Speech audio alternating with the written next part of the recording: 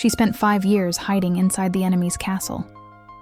But he could sense her scent whenever she came close, and every time he thought he would finally find her, she had already slipped away once more.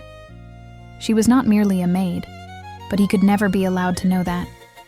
Now, with the ball approaching, she had been invited to be humiliated, and she could not simply accept it in silence. That night, she did not hide. She descended the staircase and silenced the entire hall. Everyone was shocked, but no one more than him, because the king felt it instantly. And when fate finally reveals itself, the Alpha King does not let his Luna escape again. Chapter 1. The scent arrived before he did. Rosalind froze mid-motion, her hands submerged in the icy water where she was washing the last dishes from the morning meal. She did not need to look to know. Her entire body recognized that presence before her eyes could confirm it.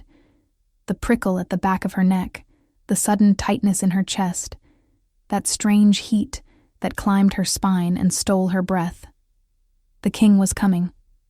She dropped the plate back into the basin with a clatter that made Mistress Martha lift her eyes from the stove. Rosalind did not wait for the scolding. She hastily dried her hands on her soaked apron and slipped out through the back door, the one that led to the herb gardens, before anyone could question her. The cold morning air struck her face like a slap, but she did not slow her pace. She crossed the small walled garden, hid behind the woodshed, and only then allowed her lungs to drag in air in great gulps. 5 years doing exactly this, fleeing whenever that unmistakable scent of leather, cedar, and something wilder announced the proximity of Alpha King Hansel. Years ensuring their paths never crossed directly, that he never saw her long enough to truly notice her. Because Rosalind knew, with a certainty that terrified her, what would happen if he ever stopped to look at her. If those eyes she had only ever seen from afar, hidden among shadows and pillars, truly saw her, everything would collapse. She rested her head against the rough wood of the shed, closing her eyes. Her life depended on remaining invisible. It depended on no one asking questions about the kitchen maid, who had arrived 5 years earlier, with no proper references, no family, no verifiable past. Mistress Martha had accepted her only because Rosalind's former lady-in-waiting had a distant cousin working at the castle. A fragile connection, but enough to open that door when Rosalind had nowhere left to run. And where would she run if she fled? Back to Gideon? Back to that room where she had spent years imprisoned, seeing the world only through a narrow window while the mage who had killed her mother usurped her kingdom and stained her name with lies. Never. The memory still burned like a live ember. Her mother wasting away in that enormous bed, the once beautiful face turning gray day after day as Gideon's poison did its silent work. Rosalind had been 12 when she watched the queen draw her final breath, when she understood she was completely alone in the grip of a murderer. Gideon had arrived in the kingdom 3 years before that, with his charming smile and silken words about powerful alliances and ancient magic. Rosalind's mother, widowed for only 2 years and crushed beneath the weight of ruling alone, had believed him. She married the mage in a grand ceremony the entire kingdom celebrated. But Gideon had never wanted the queen. He wanted the crown. And the moment he secured it, the woman who had given him access to the throne became disposable. Rosalind squeezed her eyes shut, forcing the image of her mother away. Not now. Not when she needed to keep a clear head. After the queen's death, Gideon kept Rosalind alive, but only technically. He locked the girl in her chambers, telling the kingdom that the princess was in deep mourning, that she needed time, isolation. Months turned into years, and isolation became imprisonment. Rosalind spent the years from 12 to 17 in that luxurious room that served as her cage. Years watching the world through a single window, with her only company being Sarah, the lady-in-waiting who remained loyal even when it meant sharing captivity. It was Sarah who finally saved her. Sarah who spent months planning, bribing guards, stealing provisions. Sarah who risked her own life so Rosalind could escape on a moonless night, dressed in peasant clothes, carrying only a small bag with a few precious belongings. Rosalind's chest tightened at the thought of her friend. She had given Sarah nearly all the jewelry she had managed to hide, enough for the woman to flee as well, to start a new life beyond Gideon's reach. She kept only 3 things she could not abandon: the dress her mother had given her on her last birthday before dying, a delicate pair of shoes, and a necklace with a single emerald that had belonged to her grandmother. Everything else, the remaining jewels, the gold coins she carried, she traded for food, shelter, and passage until she arrived here, in the kingdom of Alpha King Hansel, a kingdom that considered hers a declared enemy. Rosalind let out a bitter laugh. The irony was too cruel to ignore. She hid in the castle of the man who, if he knew who she truly was, would likely throw her into the dungeons. Because everyone knew the constant provocations coming from the neighboring kingdom, the threats over border territories, the absurd demands, the veiled insults signed in the name of Princess Rosalind. Gideon used her name as a shield, of course. He kept it secret that the princess had fled, spreading rumors that she still lived in the castle, that she ruled at his side but preferred solitude. And so he dragged Rosalind's reputation through the mud while consolidating his own power. And the worst part? Rosalind could do nothing. If she revealed who she was, Gideon would hunt her down. But if she stayed hidden, her name would continue to be used to threaten the only place where she had finally found some semblance of peace. Some peace. What a joke. How could she have peace when her entire body reacted like that whenever the king was near? When something primitive inside her, something she did not even know existed until she came here, whimpered softly every time his scent drifted through the corridors. When she, who had never manifested her wolf form, who had never received proper training to control what ran in her veins, suddenly felt the animal instinct clawing beneath her skin, demanding she go to him. It was madness. Impossible. She was no one, a fugitive maid with no past, no real name, no future. And he was everything she could never have. The kitchen bell rang 3 times, calling her back.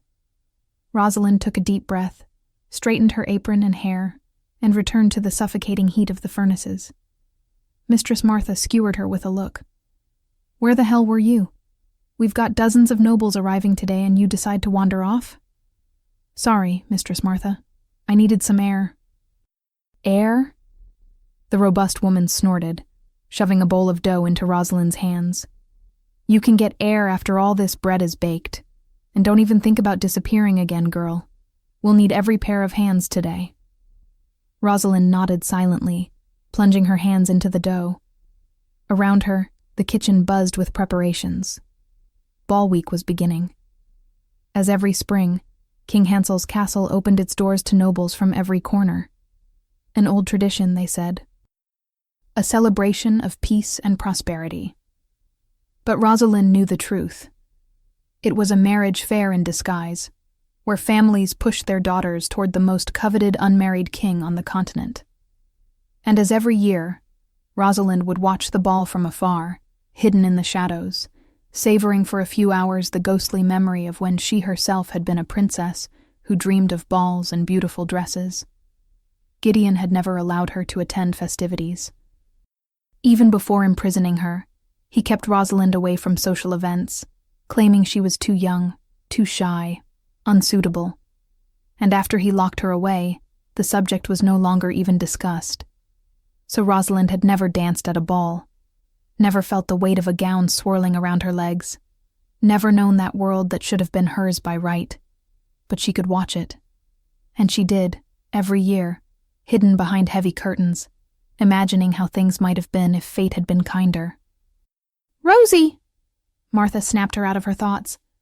"Go help unload the carriages. I need everyone up there." Rosalind's stomach dropped. Up there meant the East Wing, where the most important guests were housed. It meant being closer to the king. But refusing would raise more suspicion than obeying.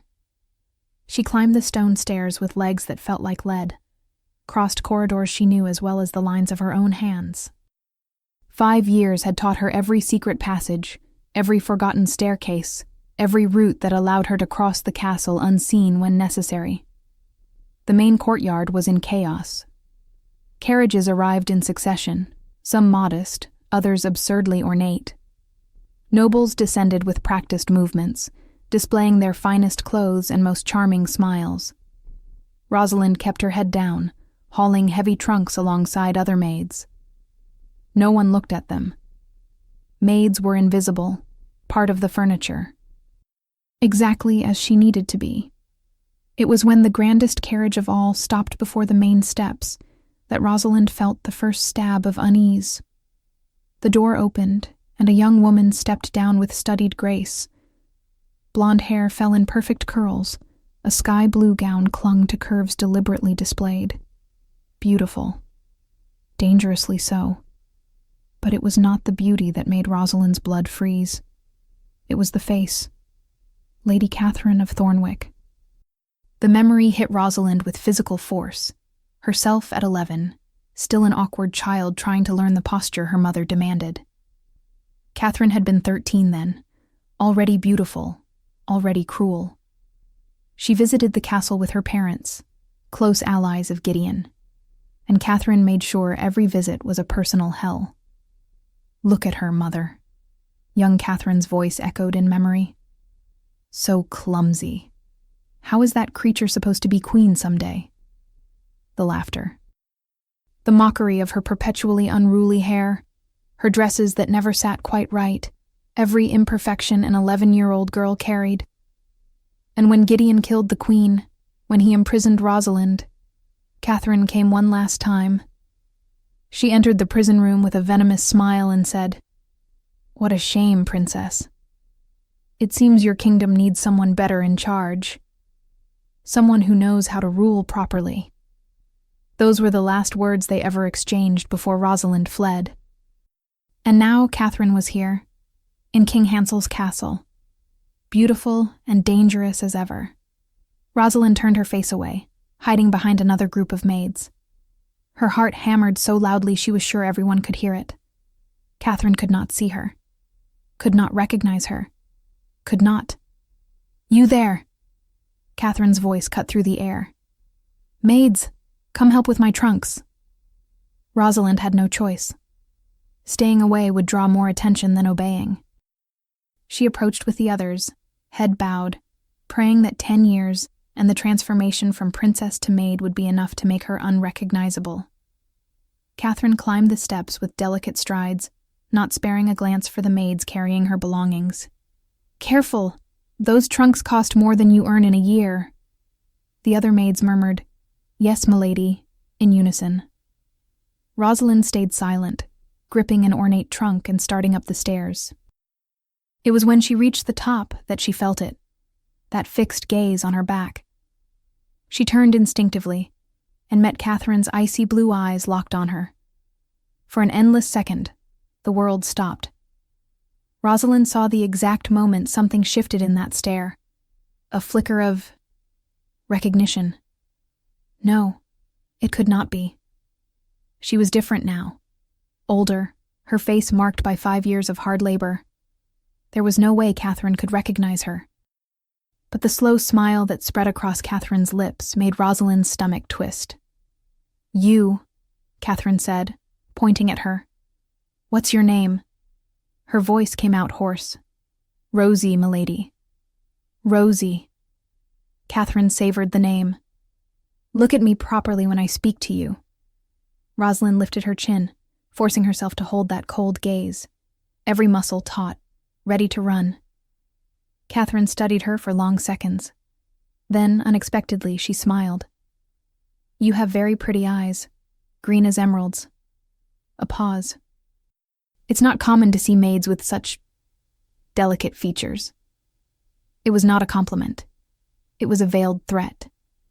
"Thank you, milady," Rosalind managed to murmur. "Go, take my things to my chambers." Catherine waved her away. "And be careful. Any damage, and you'll pay for it." Rosalind nodded and fled inside the castle before her legs could give out. In the luxurious chambers of the East Wing, As she arranged Catherine's belongings with trembling hands, Rosalind tried to convince herself she was imagining things. Catherine had not recognized her. Impossible. It was just paranoia.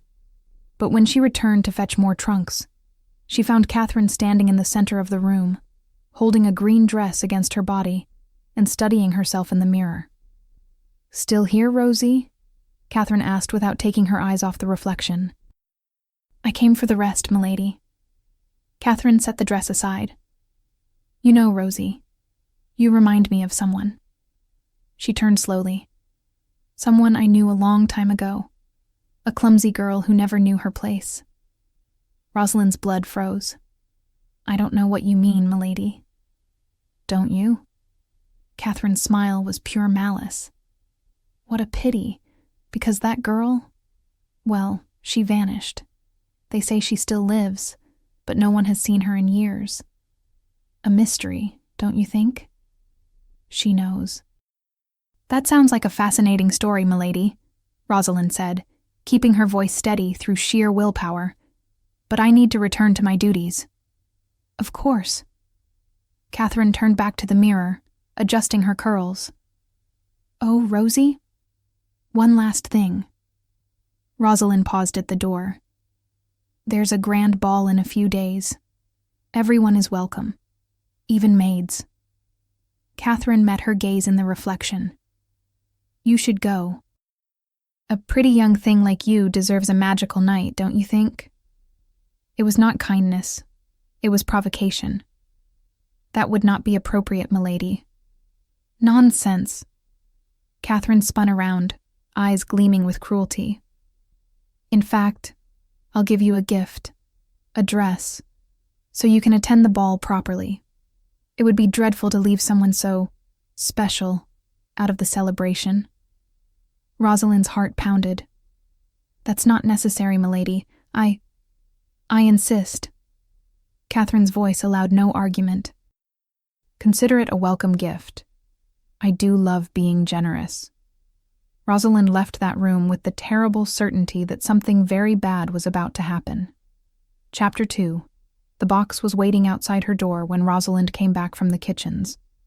Her heart sank the moment she saw it. Wrapped in fine paper and tied with an emerald green ribbon far too expensive to be anything but mockery. She knew, even before opening it, that nothing good would come from it. But she had to see. She had to confirm just how far Catherine's cruelty would go. She picked up the box with hands already trembling with dread, stepped into the tiny room, and shut the door. The lone candle on the small table cast dancing shadows over the peeling walls. Her refuge, her hiding place, the only space in the entire world she could call her own.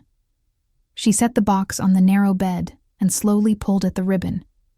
The paper came undone, and Rosalind recoiled with a scream lodged in her throat. Cockroaches. Dozens of them. Black, huge, disgusting, crawling over fabric that had once been white, but was now caked in mud, torn in several places, stinking as if it had been dragged through the stables. They poured out of the box in waves, spilling over the bed onto the floor, and Rosalind stumbled backwards so fast she slammed her back against the wall.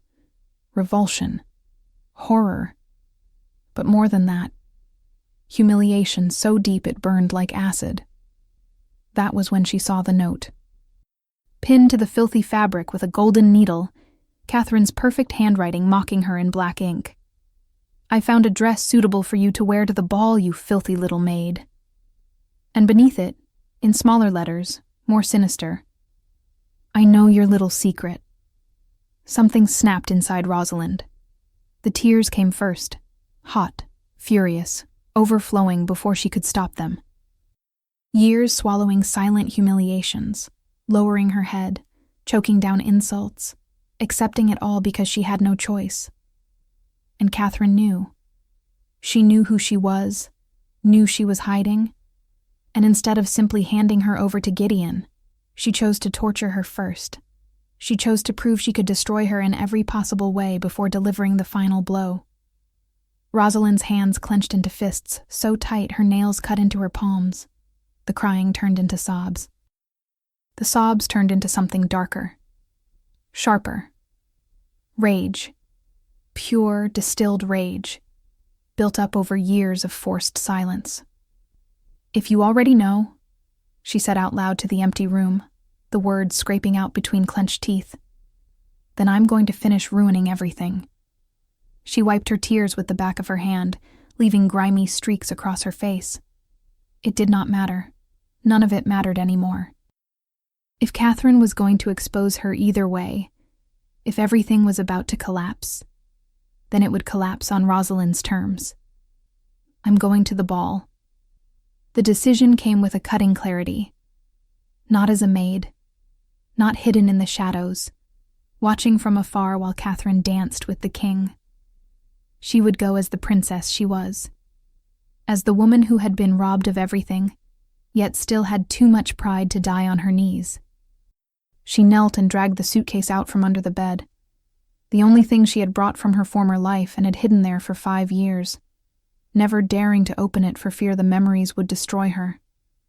But now she needed those memories. She needed that strength. Her hands shook as she unlatched the rusted locks.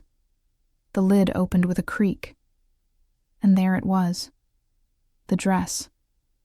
Rosalind drew the fabric out carefully, feeling its weight between her fingers. Blue. So blue it looked as if it had been made from the night sky itself. The bodice was structured, embroidered with golden thread in delicate patterns. Flowers, vines, ancient symbols of her bloodline.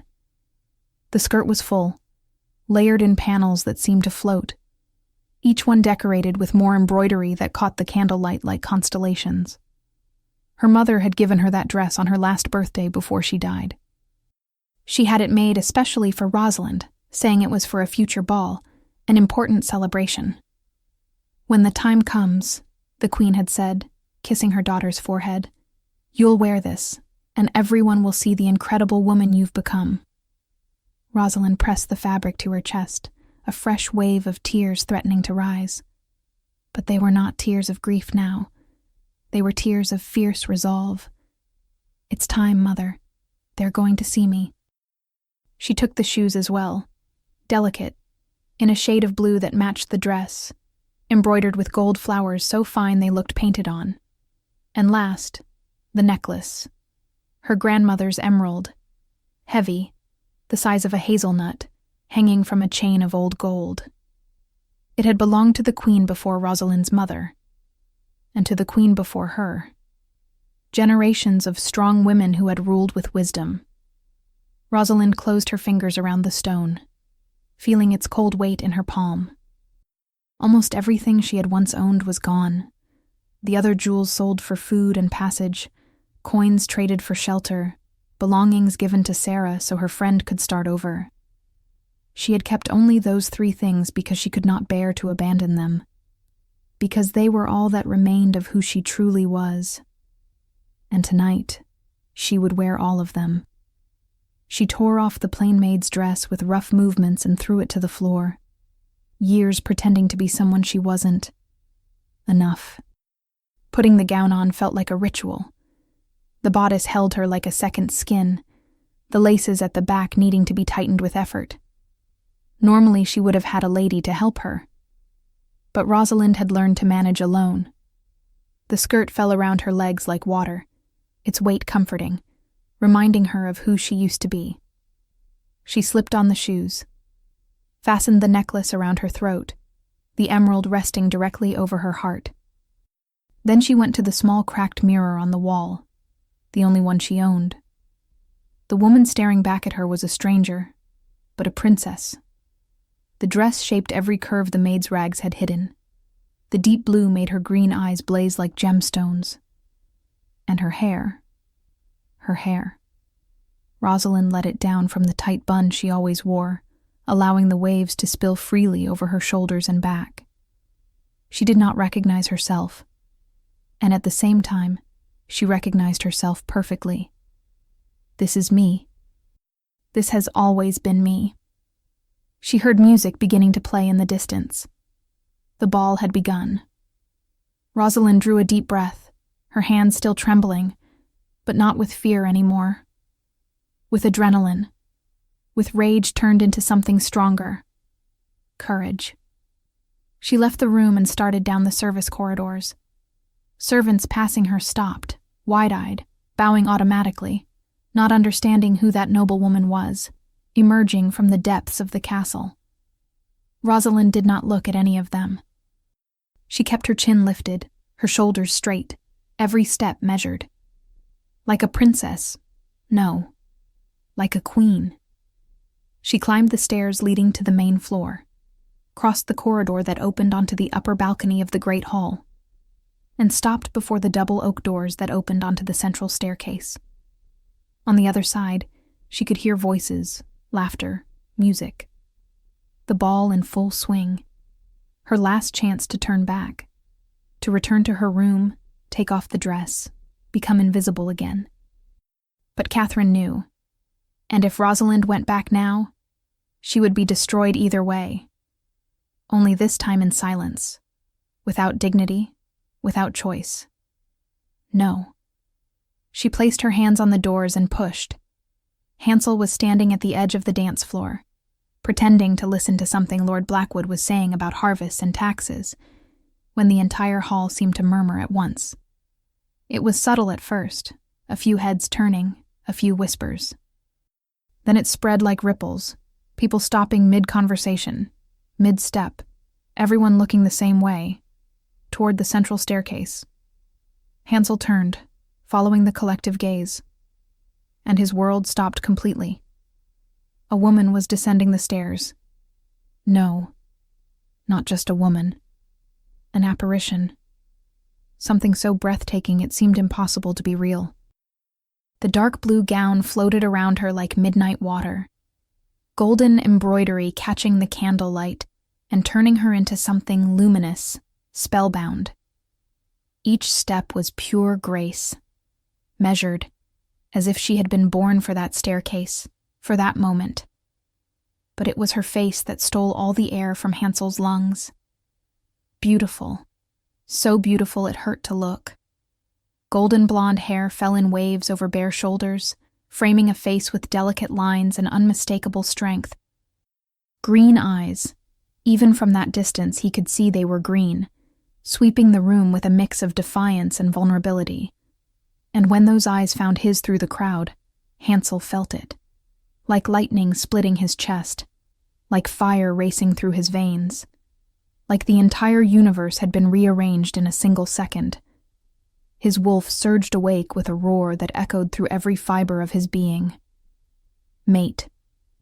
The word detonated in his mind with absolute primal certainty. Unshakable. Her. It's her. It has always been her. The scent, that aroma that had haunted him for years, appearing and vanishing like a ghost, was now so strong, so clear. Hansel could not understand how he had never found her before. Wild jasmine mixed with something deeper, older. The blood of a powerful line. How did I miss it? How did I never see her? But even as the question formed, part of him already knew the answer. She had been hiding. Deliberately. Slipping away every time he came close. Not tonight.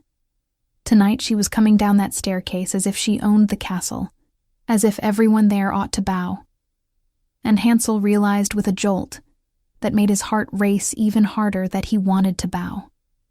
He wanted to drop to his knees before her and swear he would spend the rest of his life protecting her, worshipping her, becoming worthy of her. But who is she? The entire hall was silent now, everyone watching. No one knew who she was. No noble recognized her. No family claimed her as their own. Catherine stood near the staircase, and Hansel saw the moment her expression shifted. Surprise. Then anger. Then something that looked almost like fear. But he did not care about Catherine. He could not care about anything but the woman reaching the final step, placing her foot on the marble with a grace that stole breath from anyone watching. Hansel moved without thinking. He crossed the hall, the crowd parting automatically for him.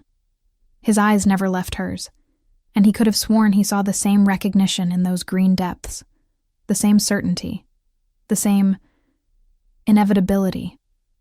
He stopped in front of her, close enough to feel the heat of her skin, to see the tiny golden flecks in her green eyes, to hear her quickened breathing.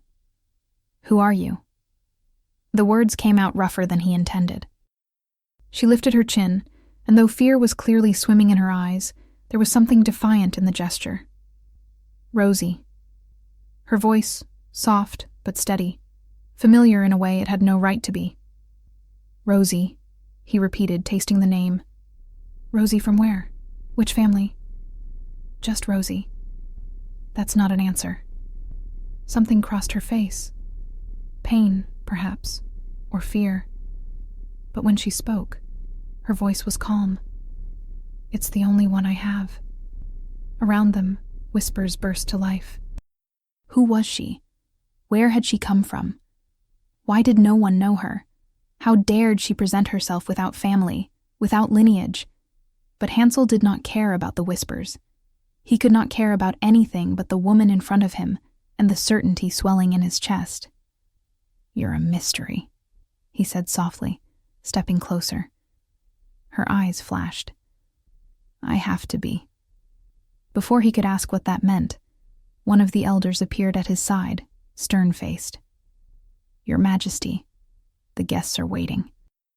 There are other ladies who, later, Hansel did not take his eyes off her. "But, Your Majesty," I said later. The elder backed away, clearly displeased. Hansel was already extending his hand to Rosie, palm open, waiting. "Dance with me." It was not a request, but it was not an order either. It was something in between, an invitation weighted with fate. Then, slowly, she placed her hand in his. The contact was electric, literally. A spark of pure energy shot from the place where their skin met, raced up Hansel's arm and burst in his chest. He saw her eyes widen. She felt it too. He led her to the center of the dance floor, aware of every gaze fixed on them. The music started again. A waltz, perfect. He set his hand on her waist, and she placed hers on his shoulder. And then they were moving, turning slowly through the hall as the rest of the world fell away. "Do you feel it?" he asked quietly, for her ears alone. "Feel what?" "This." He tightened his hand slightly at her waist. "This connection. Like everything finally makes sense." He saw her throat bob as she swallowed. "I don't know what you're talking about." "Liar."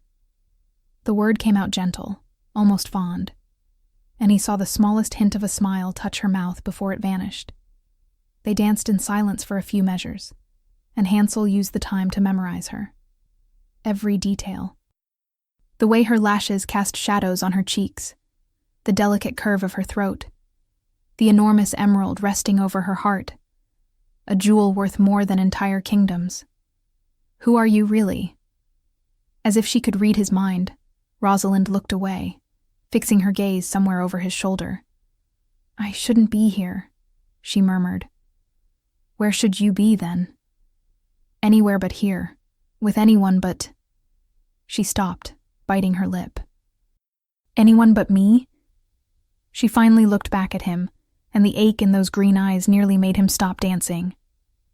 "Especially not with you." "Why?" "Because this is impossible." Her voice cracked on the last word. "Everything about this is impossible." Hansel drew her a fraction closer, breaking every proper distance, unable to care. "Let me decide what's possible." His voice came out more intense than he meant. "I've spent years searching. Years feeling like something was missing, like someone was missing. And now you're here, and He stopped, trying to find words for what he felt. How could he describe something so vast, so fundamental? "I'm sure," he said at last, every word weighted with absolute truth. "I'm sure you're who I've been looking for. I'm sure you're my Luna." Shock flashed across her face, then panic. "No!" It came out as a desperate whisper. I can't. Why not? Because you don't know me. You don't know who I am, where I come from, Then tell me. He cupped her chin gently, forcing her to meet his gaze. Tell me who you are. For a second, Hansel saw she almost gave in, almost told him, but then something closed in her eyes like a door slamming, and she stepped back. I have to go. What? No, wait. I'm sorry. Her voice trembled. I'm sorry, but I have to go. Now. And then, before he could react, before he could catch her, Rosalind let go of his hand and ran. She crossed the hall in quick steps, the blue dress streaming behind her like water. She flew up the staircase with a speed that defied those delicate shoes, and vanished through the double doors. Hansel stood in the middle of the dance floor, the entire hall watching, his heart pounding so hard it hurt. Then he moved. He ran after her, ignoring the elders calling, Raphael calling, everyone. He took the stairs 2 at a time, burst through the doors, looked wildly down both sides of the corridor. Empty. How had she disappeared so fast? Rosie, he shouted, his voice echoing off the stone. Rosie, wait. Nothing. He sprinted down the corridor, checking every door, every passage. But it was as if she had dissolved into air. He returned to the hall, breathless, and found Raphael waiting. Your Majesty, who was that woman? I don't know. The answer came out raw, frustrated, desperate. But I need to find out. Gather the guards. I want everyone searching for her, now. Searching where? We don't even know who she is. Rosie. Hansel grabbed Raphael's arm. She said her name is Rosie. I need to find her. Do you understand? I need to. Raphael nodded, hearing the urgency in the king's voice, and hurried away to give orders. Hansel turned back to the hall, scanning every face, every figure. He had to ask. Someone had to know who she was. That was when he saw Catherine. The blonde was leaning against a pillar, arms crossed, an odd smile on her lips. It was not the charming smile she had worn in recent days. It was sharper, crueler. Hansel strode up to her. Lady Catherine, do you know that woman, Rosie? Catherine's smile widened. I do, Your Majesty. Then tell me who she is. Oh, but where would the fun be in that? Catherine tilted her head. Let me just say, she's full of secrets, and perhaps she isn't who you think she is. Hey, what does that mean? It means, Catherine stepped closer, lowering her voice, that you should be careful. Not everything that shines is gold, Your Majesty. Sometimes it's just a maid in stolen clothes. Before Hansel could respond, before he could demand a clear answer, Catherine drifted away with graceful steps, leaving him with more questions than answers. A maid? Stolen clothes? But that dress was worth a fortune. That emerald was old blood, old lineage.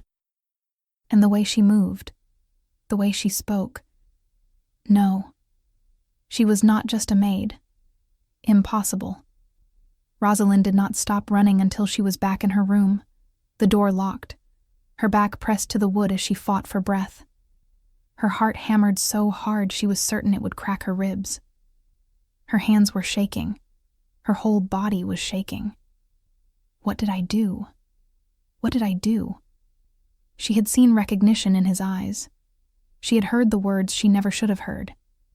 I'm sure you're my Luna. Because he was right. Tragically right. But it changed nothing. He was king of a realm that considered hers its enemy. She was a fugitive, a liar, the princess who was supposedly threatening this very castle. If he discovered, she had to leave. Now. Before Catherine told him. Before everything collapsed. She stripped off the dress with trembling hands, folded it back into the suitcase with the shoes. The necklace she hesitated over. It felt like her last connection to her mother, to who she truly was. But she put it away too. She needed to travel light.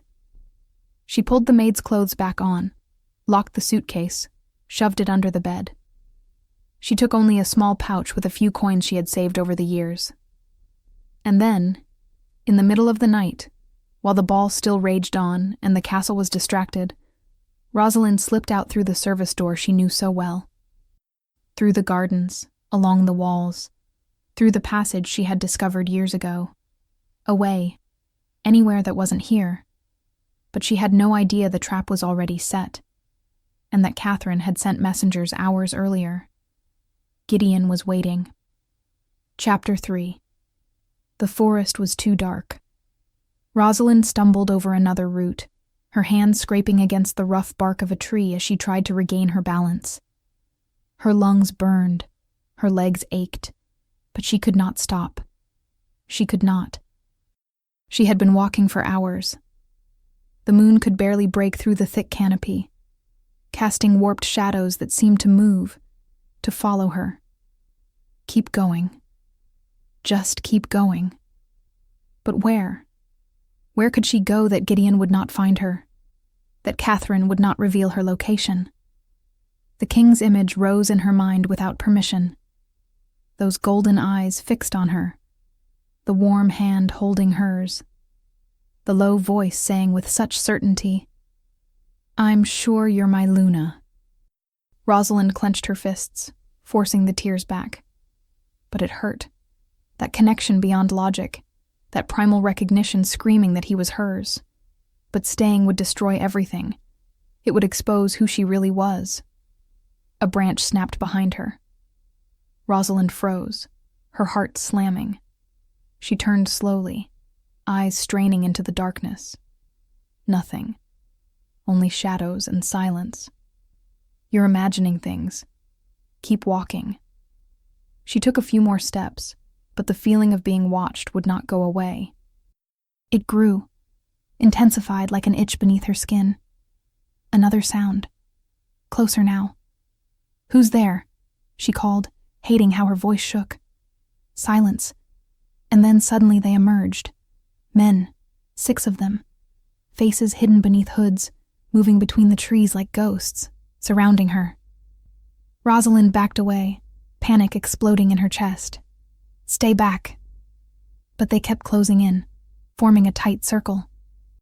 And then one of them spoke, his voice rough, familiar in a way that made her blood run cold.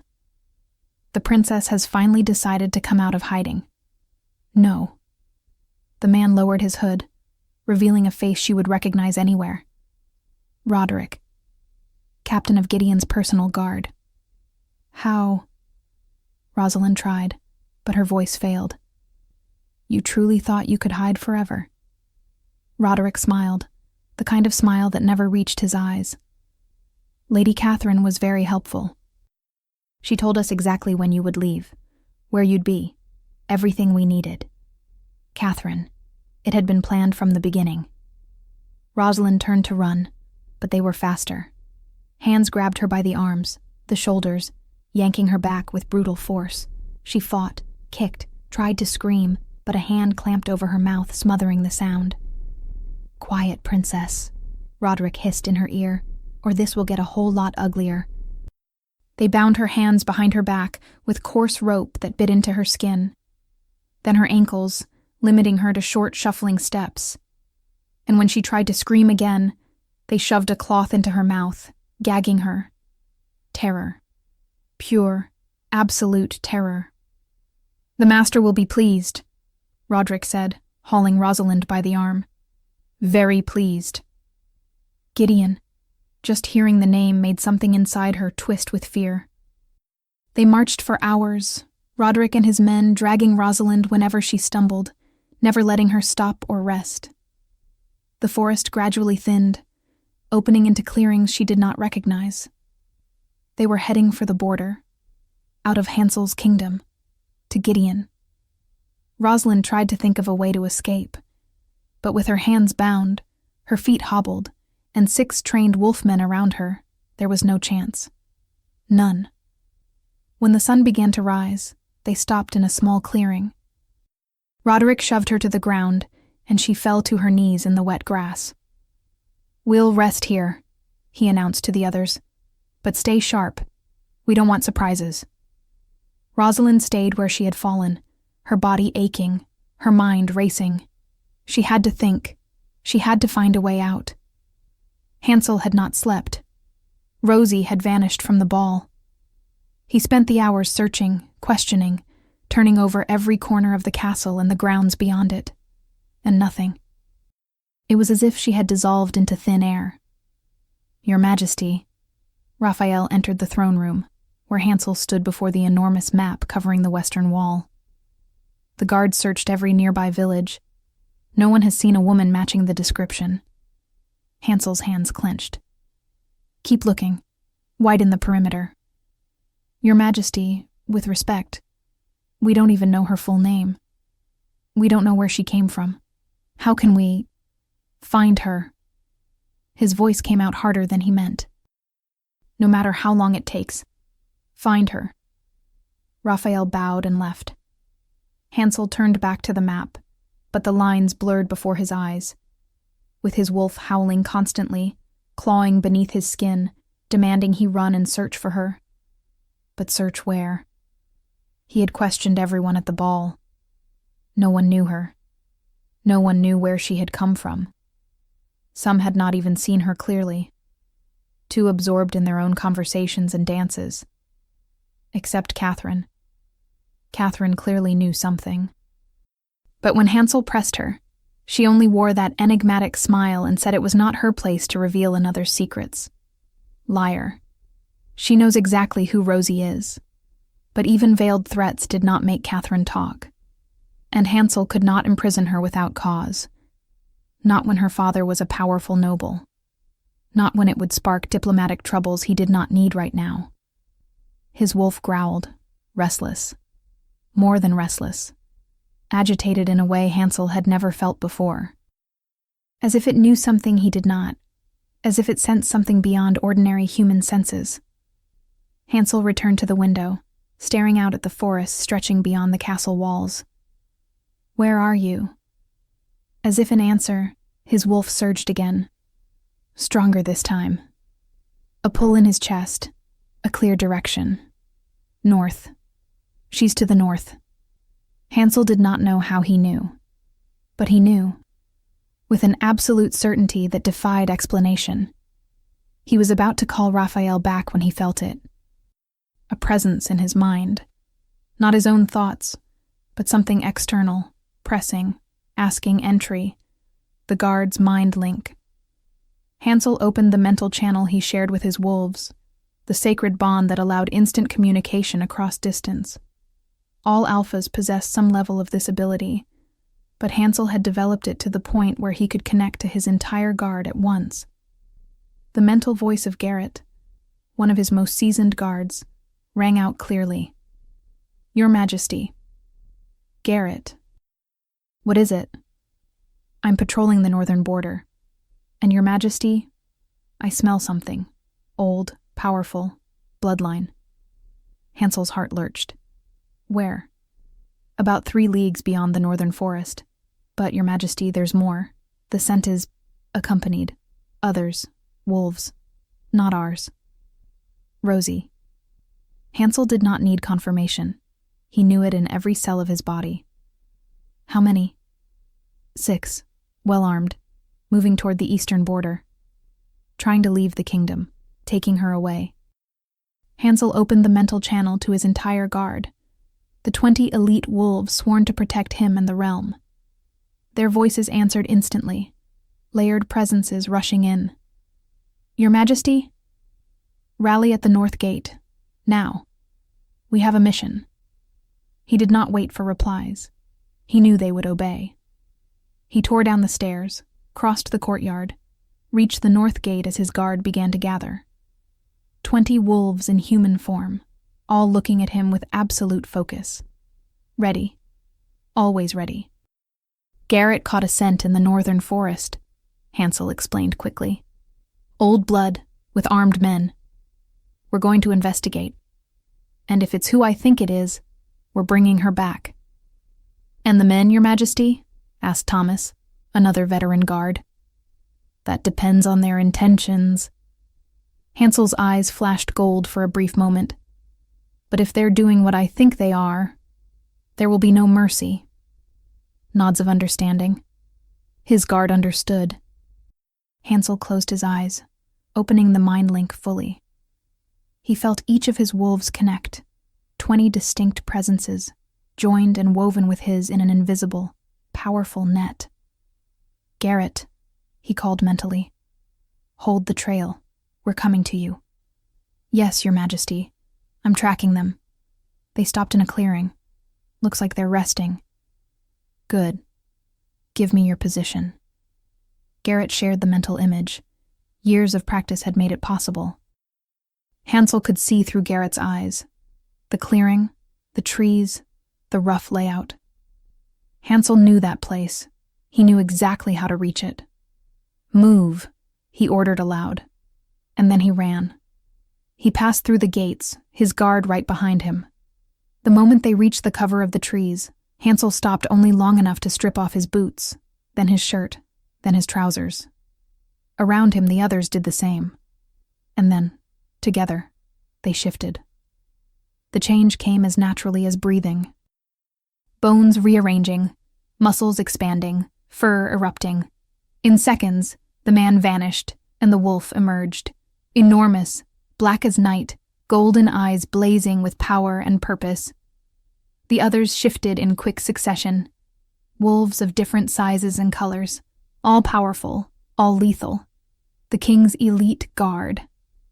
Hansel lifted his head and howled, a sound that rolled through the forest, announcing a hunt, announcing danger to anyone who stood in his way.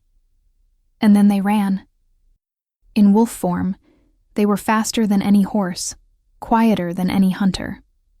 They cut through the forest like shadows, vaulting fallen trunks, weaving past trees with flawless precision. And through the mind link, they kept constant communication. Garrett, do you still have them? Yes, Your Majesty. No movement yet. 6 men confirmed, and a woman bound. Rage. Rage so pure and violent it made Hansel's wolf snarl loud enough for the others to hear. Distance? Less than a league now. Come in from the west. Better cover. Hansel adjusted course, the others following perfectly. Through the link, he could feel each of them, their positions, their emotions, their readiness for battle. It was more than communication. It was absolute unity. 21 wolves moving like a single organism, thinking like one mind. Thomas, take 5 to the eastern flank. We close in from both sides. Yes, Your Majesty. He felt Thomas and 5 others peel off, their mental presences sliding into the assigned position. Roderick, another guard called. 3 to the south. Cut off any escape route. Understood. More wolves splitting away, taking positions. And through it all, Hansel remained aware of each of them, coordinating, adjusting. Your Majesty, Garrett's mental voice carried urgency. They're moving, getting ready to leave. How long do we have? Minutes, maybe less. Faster, all of you. Now. Their already impossible speed surged. Trees blurred around them. Wind screamed in their ears. In position, Thomas reported. I have eyes on the clearing. Wait for my signal. No one attacks until I give the order. Yes, Your Majesty. Hansel slowed as the clearing opened ahead. He stopped at the edge of the tree line, his massive body hidden in shadow. Around the clearing, he felt his other wolves settle into position, invisible, silent, deadly. Then he looked to the center, and he saw her. Even from a distance, even with golden blonde hair, tangled, simple clothes, and a dirty face, he would recognize her anywhere.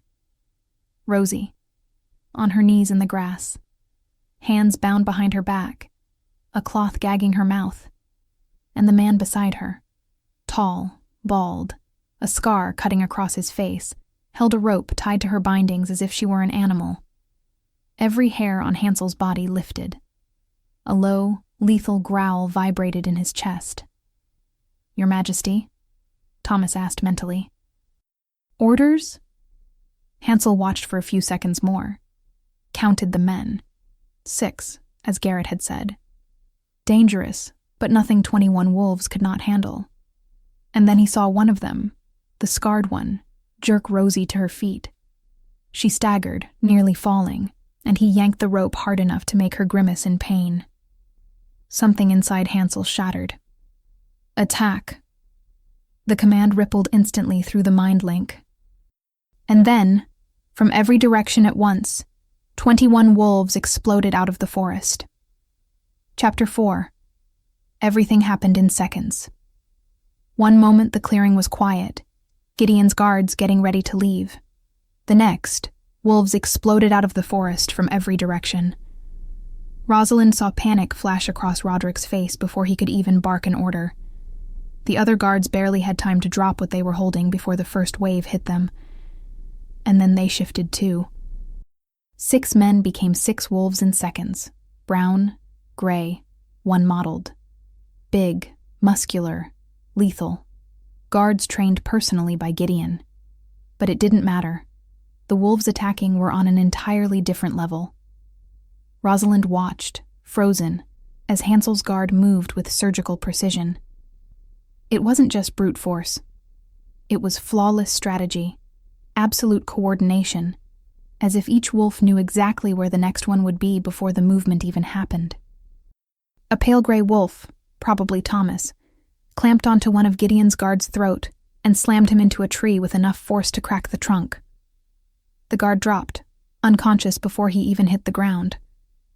Another Royal Guard wolf, this one golden brown, dodged an attack with speed that looked impossible and countered, jaws closing on the opponent's shoulder. Gideon's guard howled in pain, trying to wrench free, but another royal wolf was already on him, pinning him down. It was a slaughter. Not a battle. In less than 3 minutes, all 6 of Gideon's guards were on the ground. Some unconscious, others too badly hurt to keep fighting, all of them completely defeated. And then Rosalind saw him. At the center of it all, commanding with a presence that stole the air from the entire clearing, stood the largest wolf she had ever seen in her life. Black as the darkest night. Enormous. So huge he made the other wolves look like pups. Golden eyes blazing with fierce intelligence and absolute power. Hansel. The wolf walked toward her in measured, powerful steps. He stopped a few yards away, those golden eyes fixed on her with an intensity that ripped all the air from her lungs. And then, before she could do anything, another sound cut through the air. Laughter. Cold, cruel, familiar. How touching. The Alpha King himself came to rescue his damsel. Rosalind felt her blood turn to ice. No. Gideon stepped out of the trees on the opposite side of the clearing, wearing robes that drifted around him like smoke. His face, the face she hadn't seen in 5 years, the one that haunted her nightmares. And in his hands, he held something that glimmered with bluish light. Wolfsbane. Rosalind recognized it instantly, the plant that was a deadly poison to wolves. Gideon had spent years studying every way to kill or weaken werewolves, and now he held enough to bring down an entire pack. The Royal Guard wolves sensed the danger too. They edged back, snarling, positioning themselves between Gideon and their king, but Gideon only smiled. You thought it would be that easy. He lifted his hand, and the wolfsbane flared brighter. I've studied wolves for decades. I know exactly how to destroy them. And then he threw it. He didn't throw the physical wolfsbane. He threw a cloud of enchanted pollen extracted from it. The blue substance burst into the air like smoke, spreading fast, swallowing every wolf at once. The effect was instant. Rosalind watched the wolves stagger. Some dropped to their knees. Others shook violently, fighting the poison rushing through their veins. And Gideon laughed. Pathetic, all of you, thinking brute strength beats ancient magic. He strode farther into the clearing now, confident. I'm taking the princess back. I'm chaining every one of you. And I'm finally going to show this kingdom who really holds power. But something happened that made Gideon's smile falter. The black wolf, Hansel, didn't fall. He swayed, yes. Rosalind saw his muscles tremble, saw the strain it took for him to stay on his feet. The wolf's bane was clearly affecting him. But not enough. Hansel took one step toward Gideon, then another. Each movement was a visible fight against the poison, but he kept advancing. Gideon backed up, the smile vanishing completely. Impossible. I threw enough to drop 20 wolves. How are you? Hansel was snarling now, a sound so deep Rosalind felt it vibrating in her bones. And when he spoke, truly spoke, his voice rough and guttural, yet perfectly understandable even in wolf form, each word carried power that made the very air tremble. You've never heard that a wolf grows stronger when he's near his Luna? Gideon froze. His eyes snapped from Hansel to Rosalind, then back again. Understanding and horror crossed his face. No. The word came out a whisper. She can't be. It's over, Gideon. Hansel kept moving forward, each step steadier now, as if Rosalind's nearness truly was strengthening him, burning the poison away. You lost. And then he attacked. So fast Gideon barely had time to lift his hands to defend himself. The black wolf hit him with the force of an avalanche, slamming him to the ground. Gideon tried to conjure something. Rosalind saw light beginning to bloom in his palms. But Hansel was faster. His jaws clamped down around Gideon's wrist, making the mage scream. The magic vanished instantly. And then Hansel flung him aside as if he weighed nothing. Gideon rolled across the ground, scrambling to rise, but Hansel was on him again. This time his claws tore through the robes, cutting skin, leaving bleeding marks. Stop! Gideon shouted, his voice finally losing that cruel confidence. You can't kill me! I'm regent of a kingdom! That would start a war! Hansel stopped, but didn't back away. He stayed there, massive and threatening, above Gideon's body. And then, slowly, he began to shift back. Rosalind watched, unable to look away, as the black wolf shrank, fur retracting, bones reforming. In seconds, where the wolf had been, the man stood. Hansel. Naked, sweating, with scratches already beginning to heal, yet more imposing than ever. One of the guards, the pale gray one, threw a cloak over the king's shoulders. Hansel tied it at his waist without taking his eyes off Gideon. You're right.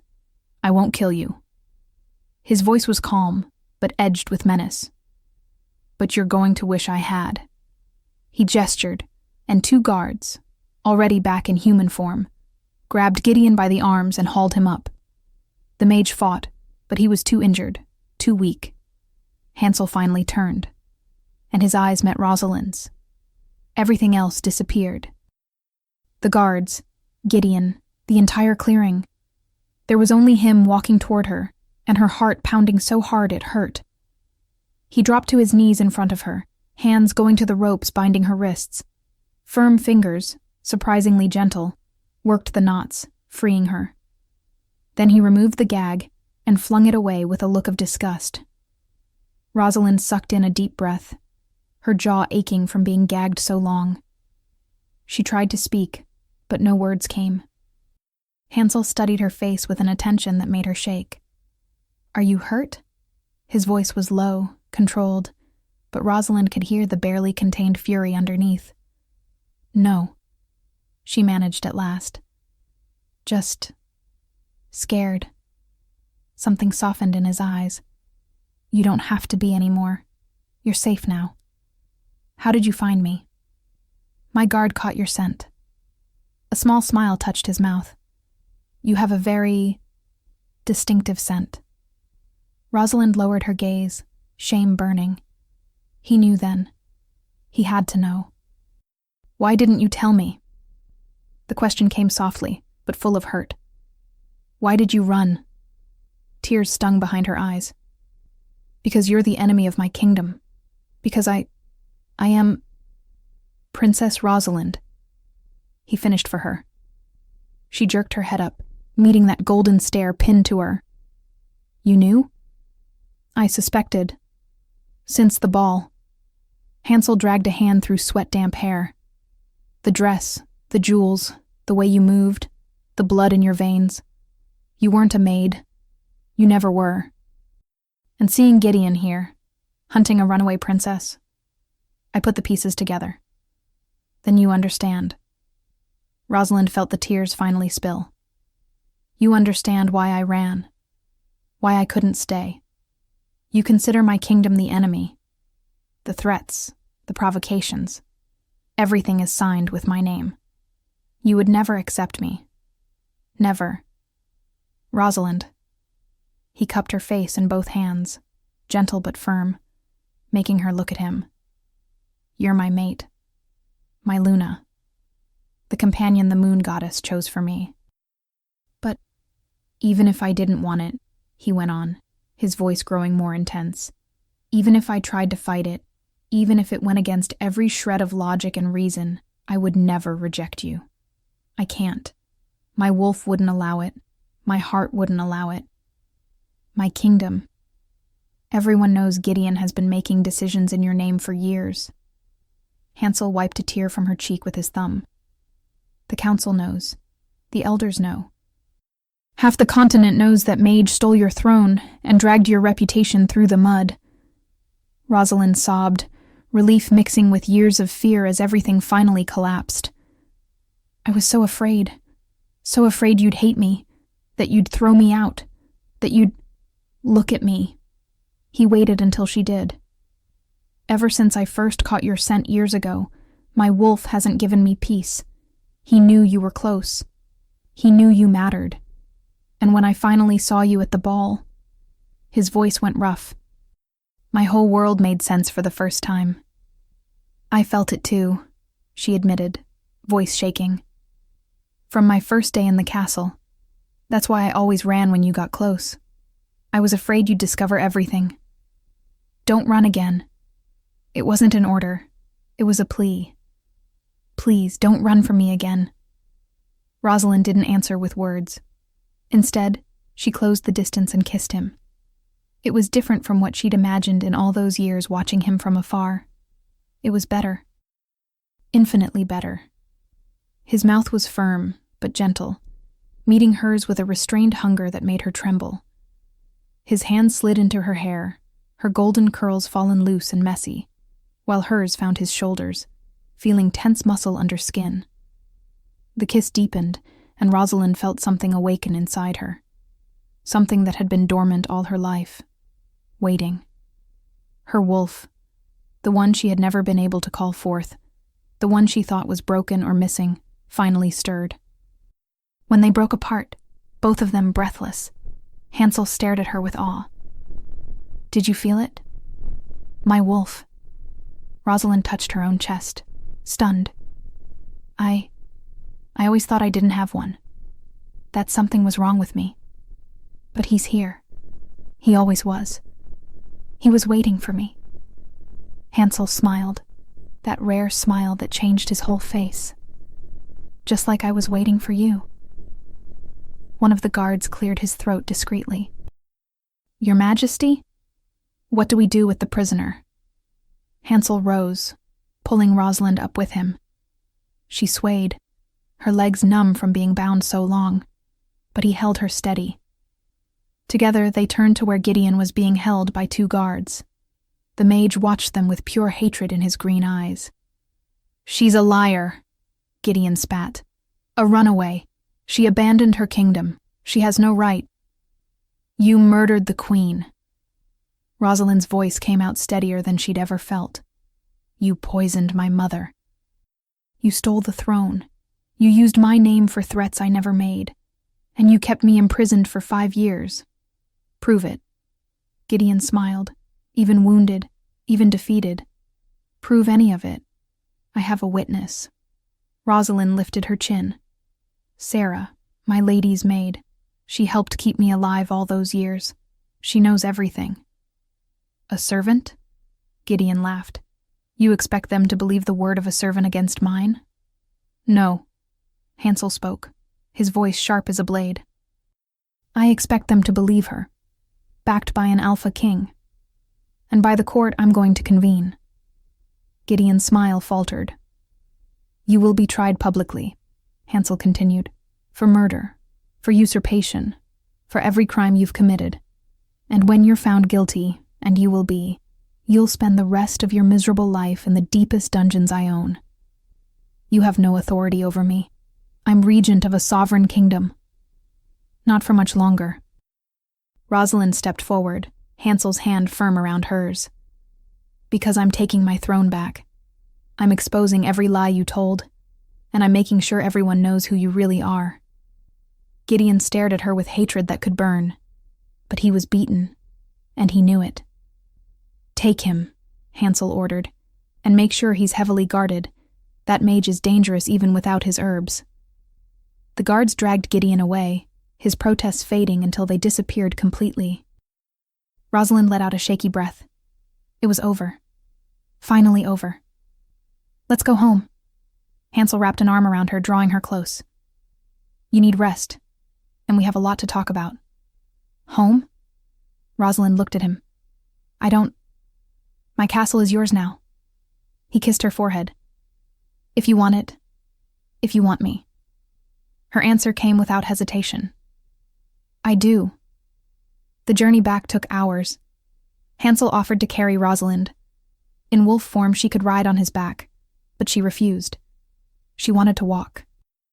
She wanted to feel the earth under her feet, the open air on her face, the freedom that had been stolen for so long. And she wanted to be beside him. They walked hand in hand, the guard around them forming a protective ring. No one spoke much, but the mind link between the wolves was constant. Rosalind could sense it, a low hum of connection, even though she wasn't part of it. Not yet. When they finally reached the castle, the sun was beginning to set, painting the sky in oranges and pinks. Raphael waited at the gate, eyes wide when he saw Rosalind. "Your Majesty, you found her." "We did." Hansel squeezed Rosalind's hand. "And I have an announcement to make. Gather the court. Everyone. Now." "Your Majesty. But now, Raphael." The tone allowed no argument. Raphael nodded and hurried inside. Rosalind looked at Hansel. "What are you going to do?" "Claim you," as if it were obvious. "In front of everyone, so no one can question it. So they all know you're my Luna, my queen, my mate. But my reputation, it will be cleared. I'll make sure of it." He turned to face her fully. "Rosalind, you spent years hiding, years running, years without a voice. No more. From today on, you don't hide from anyone." Tears burned again, but this time they were gratitude. They entered the castle together. Servants stopped to stare, whispers starting instantly. But Rosalind kept her head high, her hand steady in Hansel's. In the great hall, the court was already beginning to gather. Nobles, counselors, guards, all curious, all speculating. And then Catherine walked in. Her eyes met Rosalind's and widened, not in surprise, in absolute fury. Hansel guided Rosalind to the dais where the throne stood. But instead of sitting, he remained standing before everyone, Rosalind at his side. When the hall was full, when the last noble had found their place, Hansel spoke. "Members of the court, elders, nobles, I gathered you to make an announcement that will change this kingdom." Absolute silence. "The woman at my side is Princess Rosalind of the neighboring kingdom." Murmurs burst instantly. Rosalind saw shocked faces, confused ones, some horrified. "Silence!" Hansel's voice rang out. "For years we believed this kingdom was our enemy, that Princess Rosalind was responsible for threats and provocations, but we were wrong." Then he told them everything, about Gideon murdering the queen, about stealing the throne, about imprisoning Rosalind, about using her name for actions she never approved. "And today," Hansel concluded, "we captured Gideon. He will be tried for his crimes, and Princess Rosalind will have her kingdom back." The elders exchanged looks. Aldrich rose to his feet. "Your Majesty, this situation is complex. If the princess is from the kingdom we considered our enemy—" "It's not our enemy anymore," Hansel cut in. "Because from today on, we will be one kingdom." Confusion. More murmurs. "What does that mean, Your Majesty?" Hansel turned to Rosalind, his eyes finding hers, and there, before everyone, he knelt. "It means I've found my Luna, my destined mate." His voice echoed into a stunned silence. "And I will claim her now, before all of you." He extended his hand, palm up. "Princess Rosalind," every word heavy with emotion. "Will you accept being my Luna, my queen, my mate for all the days we have left?" Rosalind felt the tears falling freely now. The entire hall waited.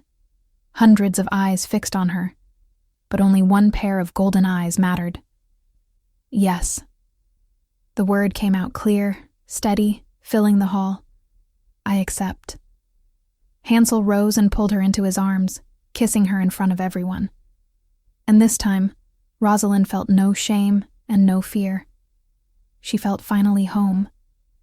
When they broke apart, the hall erupted in murmurs. Some shocked, others stunned, but some applauding. Catherine, Rosalind noticed, was gone. She'd fled, unable to watch her final defeat.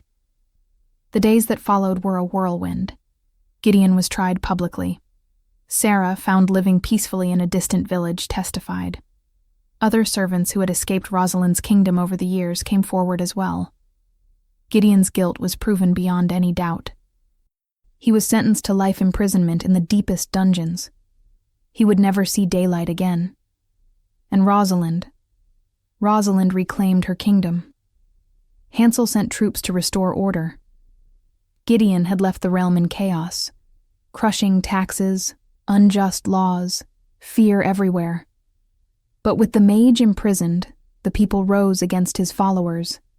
Within weeks, order was restored, and Rosalind was hailed as the true queen. What surprised the kingdom most, though, wasn't only the princess's return. It was who she truly was. The castle workers, those who had known Rosie, the kitchen maid, were the first to recognize her. And instead of feeling deceived, they felt honored. The princess had worked beside them, shared their meals, listened to their stories, treated every person with respect and kindness, even when she herself had nothing. "We always knew there was something special about her," Martha the cook said, tears in her eyes. "The way she treated everyone, how she never complained, how she always helped even when she was exhausted." The villages around the castle reacted the same way. Rosalind had been in the markets for years, talking with merchants, helping families when she could, and now they learned that the gentle young woman was their rightful queen. The devotion was immediate, genuine, and when Rosalind officially took the throne of her birth kingdom, now united with Hansel's through the mate bond, the people celebrated in the streets. Flowers were thrown in her path. Children shouted her name. Elders wept with relief. At last, their true queen was home. But Rosalind knew being queen demanded more than the people's love. It demanded strength, skill, power. Things Gideon had deliberately kept her from developing. Hansel made it his task to teach her. "You never had the chance to train properly," he told her one morning, leading her to the private training grounds. "Gideon kept you weak on purpose. That ends today." And so it began. Every morning, before the sun fully rose, Rosalind met Hansel on the fields, and he taught her. First came combat in human form. Swords, daggers, hand to hand.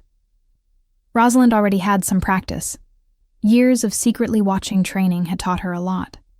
But Hansel refined every movement, corrected every stance, pushed her past what she believed she could do.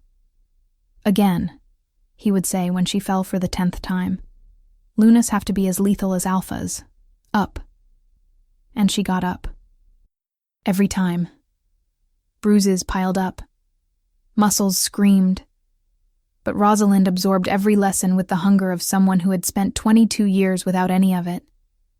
After the 15th fall, Rosalind stayed on the ground a few seconds longer, her body protesting. "Again," Hansel said, offering a hand to help her. She took it, letting him pull her back to her feet. She was panting, drenched in sweat, every muscle shouting. "I don't know if I can," she admitted, hating the weakness in her own voice. Hansel studied her face for a moment. Then, surprisingly, he smiled. "Want to hear a secret?" He leaned closer, voice low, intimate. "A Luna's kiss can give an alpha extra strength, and it works the other way, too." Rosalind blinked, confused. "What? Want a kiss so you'll have more strength?" His eyes lit with humor, and something deeper.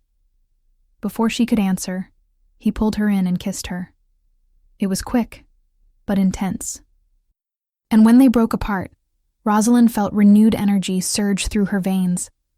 She didn't know if it was real mate bond magic or simply the effect he had on her. It didn't matter. She snatched her sword off the ground and attacked with fresh force. This time, she won. Weeks passed. She grew faster, stronger, more confident. She could disarm seasoned guards. She could predict movements before they happened. But the true transformation came when Hansel began teaching her to fight in wolf form. You never had the chance to learn how to fight, hunt, use all your wolf instincts. Gideon kept you from it. It was true. Rosalind could shift, but she didn't truly know how to use that form. She didn't know how to fight with claws and jaws. She didn't know how to hunt or track. "Teach me," she asked. And he did. Rosalind shifted, the change smoother each time. In seconds, the woman vanished and the she-wolf emerged. Golden fur that shone under moonlight. Smaller than Hansel's black wolf, but elegant, powerful in her own right. Green eyes glowing with intelligence and determination. Hansel shifted too, the enormous black wolf appearing where the man had been, and he began to teach her how to hunt, how to track, how to use her heightened senses, hearing, scent, sight that pierced darkness, how to fight with claws and jaws, how to move with the deadly grace she-wolves were born with, but that she had never been allowed to practice. Months passed like that, training at dawn, kingdom duties by day, and at night. At night, they ran. Together, in wolf form, they tore through forests that now belonged to both united kingdoms.